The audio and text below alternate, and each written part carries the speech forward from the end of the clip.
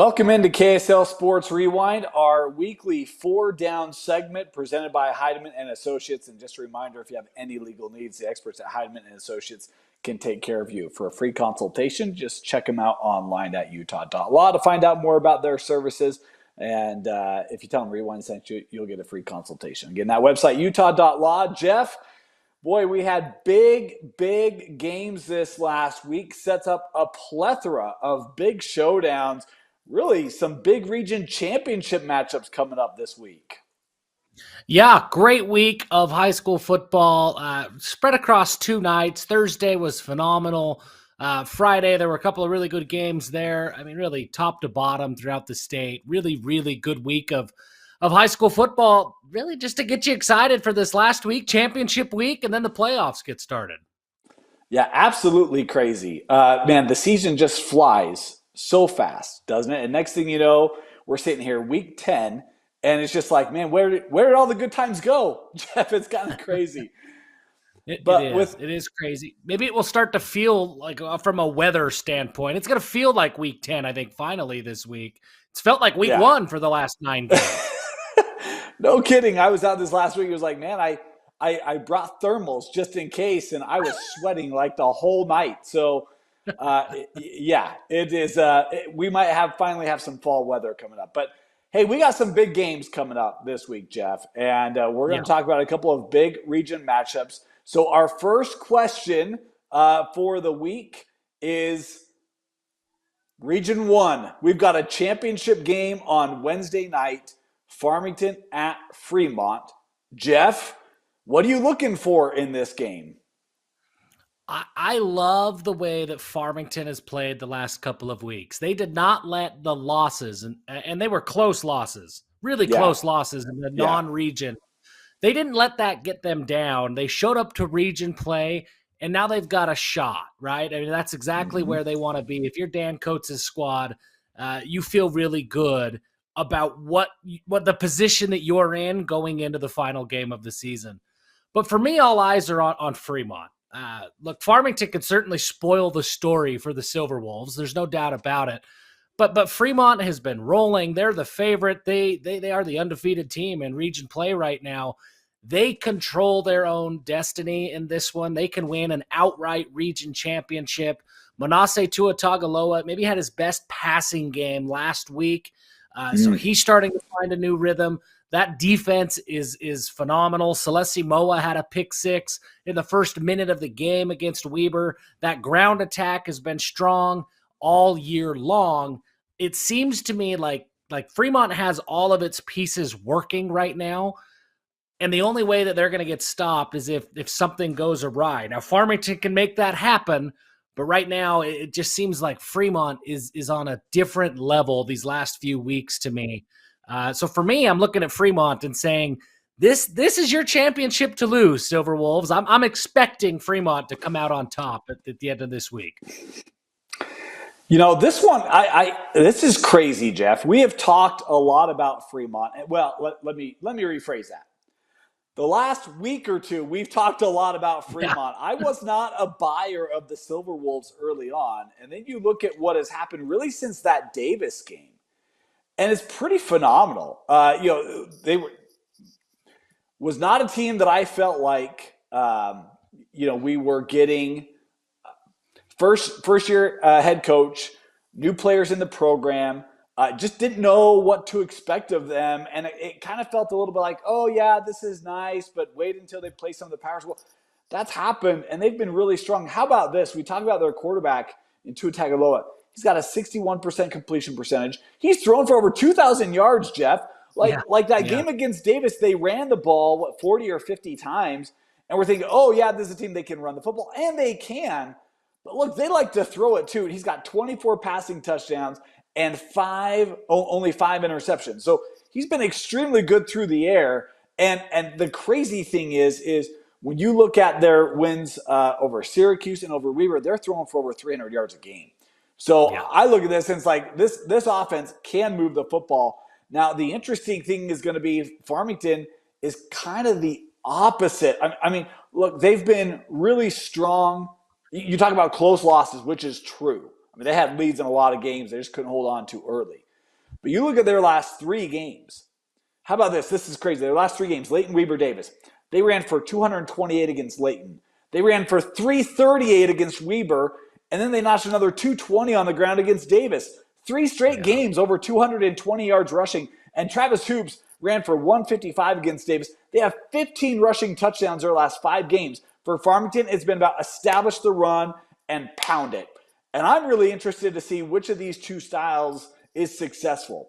Because if Fremont or if Farmington can establish the run and they keep Tua Tagovailoa on the sideline, well, now all of a sudden this game, I think, has a very different feel to it than if Fremont in that air attack with Moa and Tua Tagovailoa, if that can get rolling. So I feel like the big thing in this one is Farmington's running ability. Can they run it, establish a run against Farmington? I think we'll find out very early on. And I expect that defense, or I expect them to be able to do that. Maybe not at the same clip, but if you run for 340 against Weber and 220 against Davis, it shows you can run the football on a lot of teams. And so I'm interested to see if Farmington can have that same success this week. If you're writing the summary of the story of these seasons for both of these schools, it's really interesting to me because I think the summary kind of looks really, really similar. Slow starts for both teams, and I get that it happened just recently for Farmington, just last week. Yeah. But wins against Davis, the premier school in the region that everybody had pegged as the top dog, suddenly solidifies everything that they've been working on all year. And at least for you and me, and I think for a lot of people, those wins against Davis, it was that win for Fremont that made us look at Fremont and go, whoa, maybe they're for real. And we've kind of seen Farmington coming a little bit, but that win against Davis, the way they won, now you're kind of looking at them and saying, whoa, okay, they might be for real too. Both of these teams are going to be incredibly confident going into this game. Both of them are going to want to try to do the same thing. Really, it comes down to which playmakers make more plays. Is it Travis Hoops? He's been phenomenal on the ground. If he gets loose and he finds some running space early on, that momentum, that confidence is just going to continue to grow for Farmington. But there's a pair of linebackers on that Fremont defense that have been really good all year long. Yeah. I cannot wait to see this matchup play out. These 2 teams were picked 3rd and 4th in this region when it started. Both of them were picked behind Davis and Weber. It tells you a little bit about how, who saw this coming. Maybe the coaches, maybe the players. Not a lot of people outside of those programs had these expectations. I think this is going to be a heck of a way to close out the season in Region 1. This one's going to be a lot of fun. Jeff, you want to pick a winner in this one? I'm going to go with Fremont, mostly because they've just been so good for 8 straight weeks now, 7 weeks in a row now. They've been really, really good. I think that continues. Okay. I was probably going to go that route too, Jeff, quite honestly. 7 wins right now. If they win, it'd be 8. That'd be the most they've had in a season since 2018. What a job is being done at Fremont. All right, hey, let's move to question number 2, shall we? As if that Region 1 little nugget wasn't good enough for you, let's go to Region 6 because we got another region championship game in Region 6 on Wednesday night. Brighton and West. Jeff, same question. What are you thinking about this game? Man, I'm really excited to see strength versus strength. In this region, West has 317 points on the season. Brighton has only allowed 87 points on the season. I mean, so this is really good West offense against a really good Brighton defense. And whose strength stands out the most is ultimately who's going to win this game. Brighton on offense is better than most people realize. They've scored 279 points in this season. They've been very, very good. I'm looking at that West offense to win in a shootout. And let me walk you through my thought process here, Dane. I'm looking at Olympus as kind of that common opponent and saying, okay, what can we learn from Olympus? Olympus played Brighton and Olympus played West, and they were 2 very, very different games. Olympus beat Brighton 13-0, right? Low scoring defense. Brighton, they had a couple of miscues, kind of got in their own way in that game a few times. I think there were a couple of missed field goals at least. it was not a great execution performance for Brighton against a very, very good Olympus team. When Olympus played West, it was a shootout, and West had to score 40 points. They couldn't stop Olympus the same way that Brighton did, but they were able to execute their strength really, really well and win 40-38. That Olympus team is really, really good. And I think for me, I'm looking at it and saying, okay, Brighton's strength was the defense. They played well against that really good Olympus team, but not quite well enough. West's strength was really good against Olympus, and it did just enough to come away with a win. I'm looking at it and saying I don't know if Brighton is going to be able to stop West enough. I think they'll be able to stop West more than other teams have, but I don't know if they could stop West enough to keep pace in that game. Camden Lopati has been phenomenal all season long. They've got Louis Hamilton, Chachi Pan, Jackson Tuwala. They've got wide receivers all over the place. That's just really, really tough to defend. And I think that West is going to be able to put up an offensive showing like most teams haven't been able to do against Brighton this year. Okay. So I'm gonna drop a few nuggets. I like nuggets, if you can't tell. I'm a big chicken fan. Yeah. Look, there's some crazy stuff. And when you say strength on strength, Jeff, you are exactly right. How about this? The Brighton defense, all right? The Brighton defense has not allowed a passing touchdown in 3 of their last 4 games. The Brighton defense has an interception in 8 of the 9 games they've played, at least 1 interception in 8 of the 9 games they've played, and they've forced at least 1 turnover in every game this season. And by the way, Brighton has a young man by the name of Mason Hartle who is averaging 6 yards a carry and 14 rushing touchdowns on the year. This Brighton team, I think, going to try to establish the ground game, run that clock, and shorten down this game. And if they can get a turnover or 2, and if they can be successful doing that, I think this has the potential to be a lower scoring game than people think. Now, that being said, you talk about the West offense. They have not thrown an interception since Olympus. That's 5 straight games with no interceptions thrown by Lopati. How about this? You talk about the passing attack, which has been fantastic. Jeff, this blew me away as I was looking into it. West has ran for over 200 yards in every game this season except for American Fork. And by the way, in that game, they ran for 198. This team establishes the run. And they're physical up front.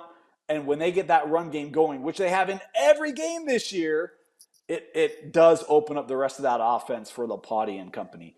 I'm really interested to see how West tries to attack Brighton. I don't think they're going to come out and do anything they haven't done all year long. But can that Brighton defense slow them down? I think that's going to be the big question. And honestly, the number of turnovers. I think, West, you can maybe get away with 1. If you've got 2 or 3 turnovers, that could be a problem for West, especially if Brighton can establish the run. West beat Brighton for the first time last season. That was the first time they ever beat them. Jeff, would you pick West to win again? I think I would, and I think I will in this one. I think I am picking West. There's only been 1 team inside the state of Utah to hold West under 30 points, and it was that American Fork game that you talked about. Yeah. And you nailed it on the head, Dane. In that game, they had 2 turnovers, and they had 12 penalties. West might beat themselves. If Brighton can make them frustrated, if they can deflate the ball, right? Control time of possession early, maybe force an early turnover and get West out of sync. That's kind of what AF did to West earlier in the year. And then West really couldn't get out of their own way. Nobody else has been able to do that to West. And so I think I'm going to say that that confidence that they've got now, they're going to ride into a win. But I do think this game will be closer. It's not going to be a blowout by any stretch. It will be closer than people think. But I do give West, that offensive line is so good. 4 of 5 offensive linemen have college offers. That's something that can, if Lopati somehow he gets out of sync, he throws some turnovers, you can rely on that running game and that offensive line to help settle everything down. And I think that's ultimately going to be enough to push West to a victory in this one. Do you know the fewest points West has scored in a region game this year? I do not know. I'm saying 35. Oh, Jeff, man. Hey, That's almost a bullseye. 36. Ooh. They scored 36 against Alta. They also gave up 31 to Alta, and they gave up 38 to Olympus. I think this game is going to be close. I do. I don't know if they get to 36. But for those of you who may not know, yeah, you can see I'm a big Idaho fan. You can see I got a little USC blood running through my veins. But you know where I did my MBA? Arizona West High School. State. Oh. Arizona State. And you know where Lapuahu is going? He's going to ASU. Brothers stick together. I'm going with the West Panthers. There's a little bit of locker room material, bulletin board material for the Brighton Bengals. Both Jeff and I are on West, but I do think West offense hasn't enough. I think the key number, 2 turnovers. If West has less than 2 turnovers, they win 2 or more. This is a toss-up game. Yep, I agree. All right. Jeff, there's our second one. Are there any more region championships this week? Oh, yeah. Let's go to region, I always forget. Orem-Timpview. Is that 7, 8? I don't remember. Orem-Timpview is this week and another region championship game. So, Jeff, for the third time, what do you think of this game, Orem and Timpview? Man, I've been excited. I think we've both been excited for this game all season long. I think you always see these two teams play and you get excited about it. Look, I think from a talent standpoint, we're talking in-state schools. This is probably the most evenly matched game that Timpview has played this year. Maybe that Skyridge game, certainly a lot of talent there. Lone Peak, they've played talented teams, but almost across the board. I mean, you go position by position. Timpview's got some really talented wide receivers. Orem's got some really talented wide receivers. Timpview, Rasmussen's been great at quarterback for Timpview this year. Kava's been pretty darn good since winning that job. Remember, he started the year out in a little bit of a 2-quarterback system. Kava's won that job, beat out Engelman, and he's been pretty darn good for Orem all year long. The offensive line for Timpview is very good. The offensive line for Orem is very, very good. I mean, these two teams are pretty evenly matched. So what do you have to look at in terms of finding that advantage? And I think what I have seen, especially last week, I think Timpview has put together more complete games than I've seen from Orem. When Orem is at their best, they are every bit, stride for stride, as good as Timpview is. I have not seen Orem play at their best for 4 straight quarters in a game yet. I just haven't. I've seen them play 2 quarters, and they're good enough in 2 quarters to come roaring back and beat a lot of teams. But I don't think that 2 quarters of good football is going to be enough to beat this Timpview team. And that performance from Timpview that I saw against Maple Mountain last week, they had it going in all phases, both sides of the ball. They pitched a shutout. They scored 35 points. They probably could have scored more. They had some points taken off the board. Timpview will make Orem play for 4 straight quarters, and I haven't seen Orem pull that off yet this year. I think Timpview has the edge in this one. All right. Look, I think this one has the potential to be maybe the best game of the week.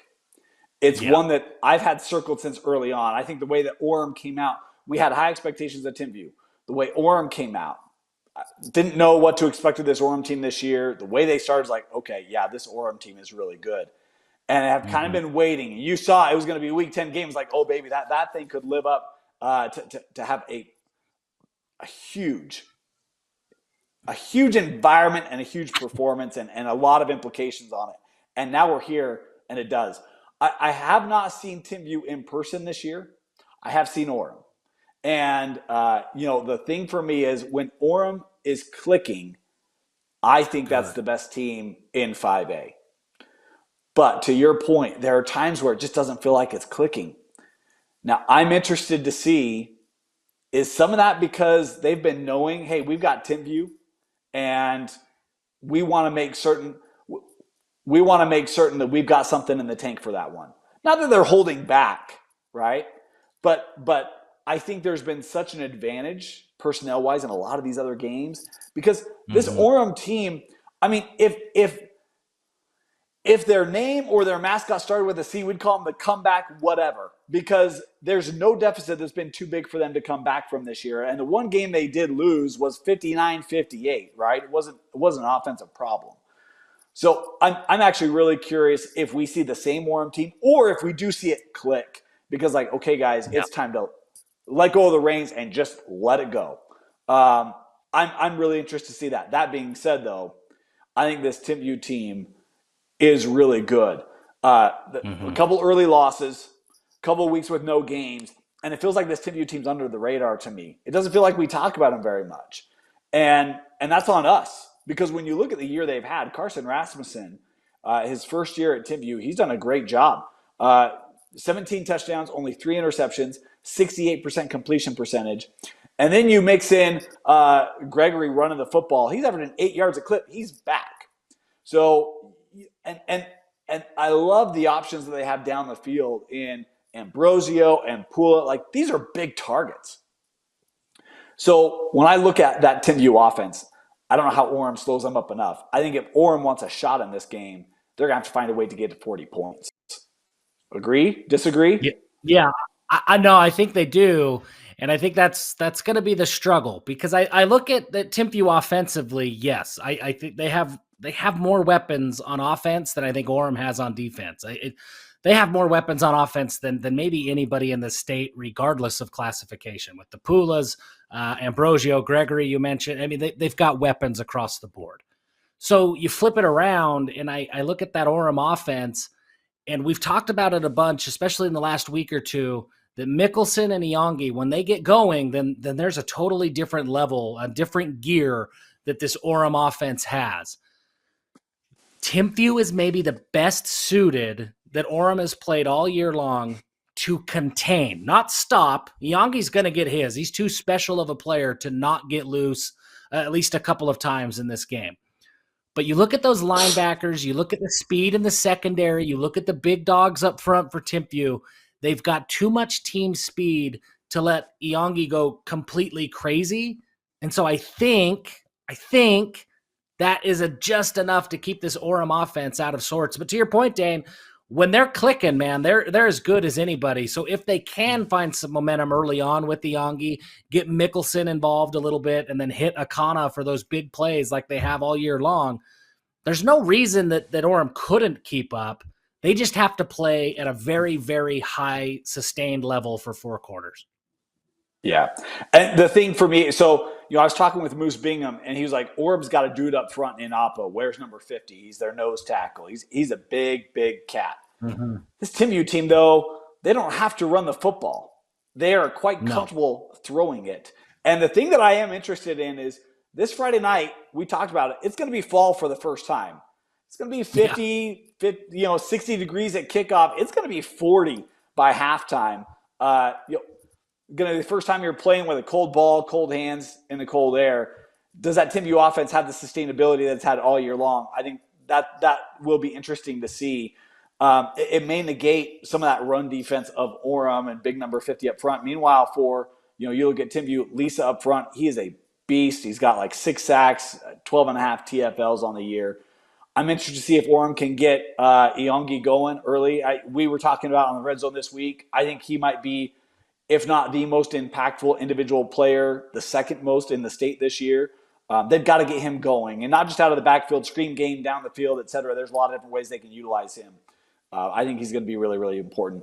Jeff, if you had to pick a winner in this one, Timpview at Orem, it is the Region 7 championship. Who would you go with? I look at this. It reminds me of the state championship, the 4A state championship a year ago. It was Crimson Cliffs and Ridgeline. Talent on both sides of the ball, juggernauts, 2 elite teams. But Crimson had been there, and Ridgeline was still young and maybe felt a year too soon. If I look at this game, it feels very similar to me. Both talented, very, very talented.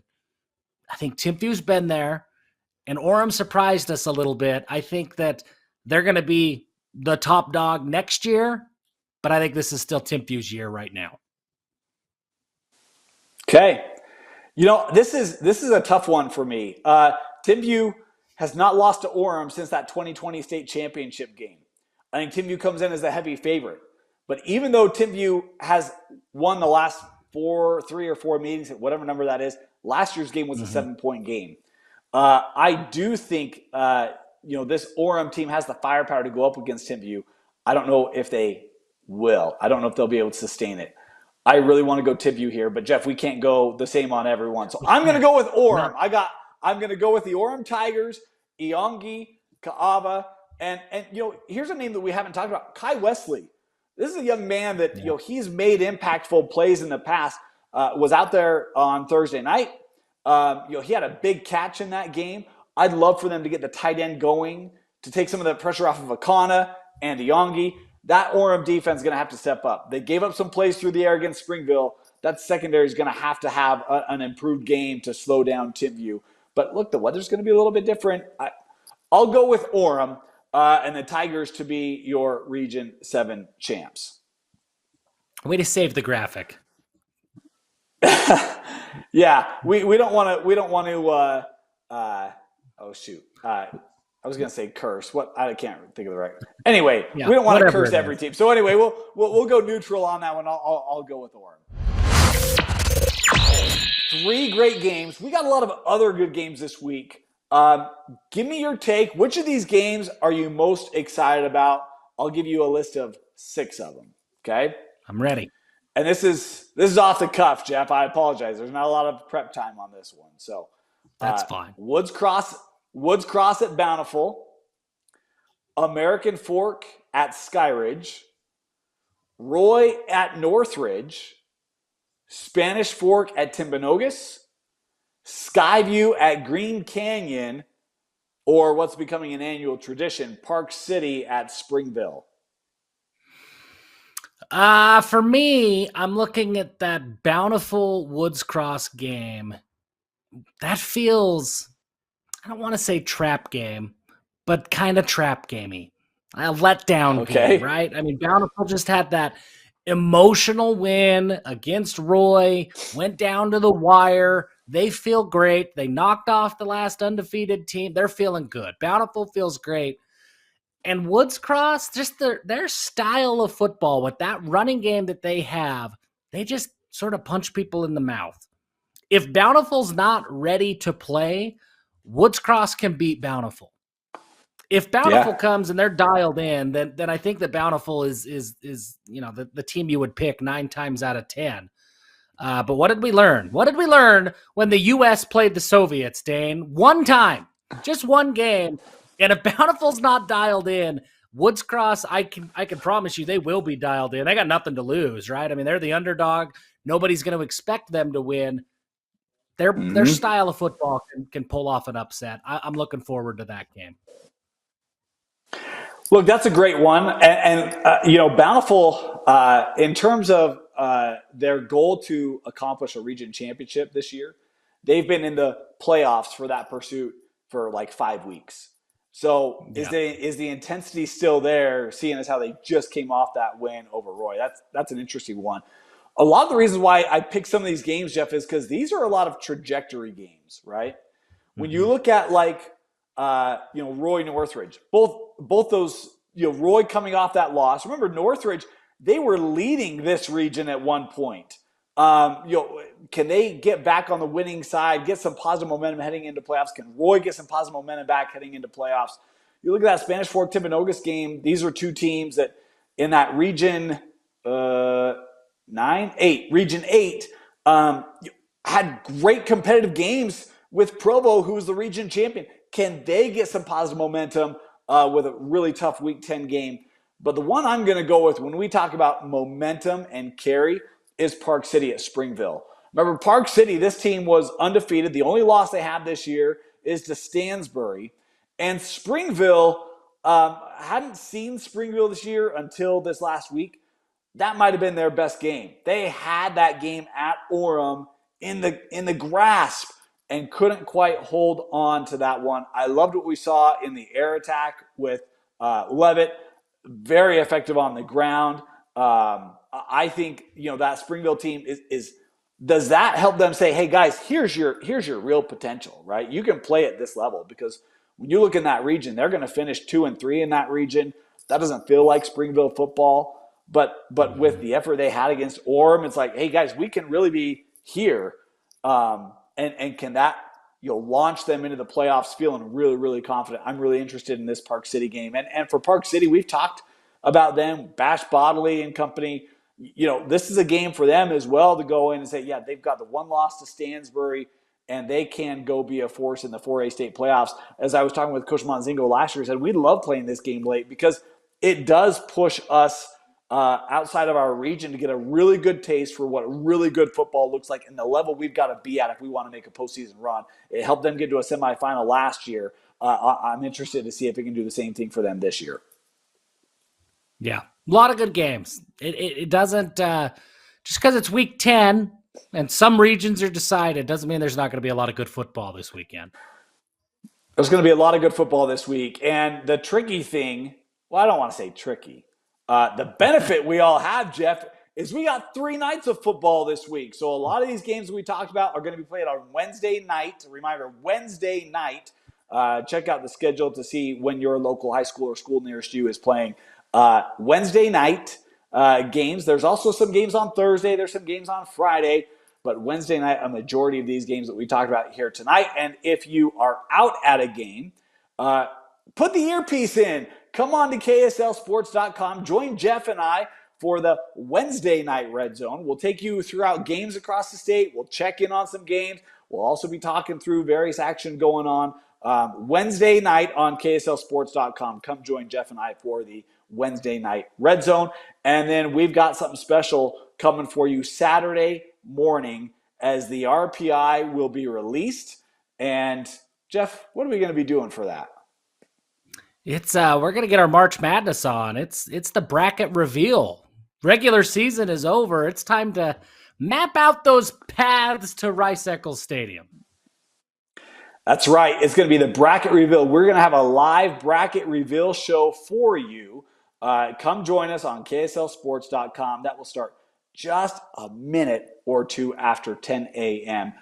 Come join Jeff and myself. We'll talk through all the matchups, see where your favorite team is slotted, and we can talk through some of the matchups, early matchups, and potential paths to state semifinals, state championship games in each of the classifications. You can watch that only on KSLSports.com. Jeff, anything we missed? Anything you want to touch on before we sign off for week 9? My weekly plea, get out to a game, but I'm going to add something. Show us your seats. Take a picture where you're at. Tag us on social media. Send us your seats. Let's show everybody the views across the state of Utah because it's spectacular. So when you get out to a game on Wednesday or Thursday or Friday, take a picture, hit us up on social media. Let's see how wide this reach of KSL Rewind really is. I love it. Hit us up on social media at KSL Sports Rewind on Twitter, on Instagram. You can also tag Jeff or myself, Dane _ Stewart. Yeah. What are you, B Ricoto 90, something like that?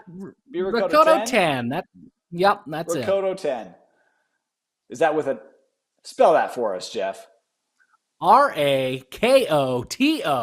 There you go. 10. There you go. And if you come join us on the Red Zone Wednesday night, I'll ask Jeff how he came up with that name. But you can only hear that if you come join us on the Red Zone on Wednesday night at 7 o'clock. For Vince Francis, Jeff Hansen, my name is Dane Stewart. Thank you for joining us. We'll see you Wednesday night and Saturday next week as the regular season comes to a close only on KSLSports.com.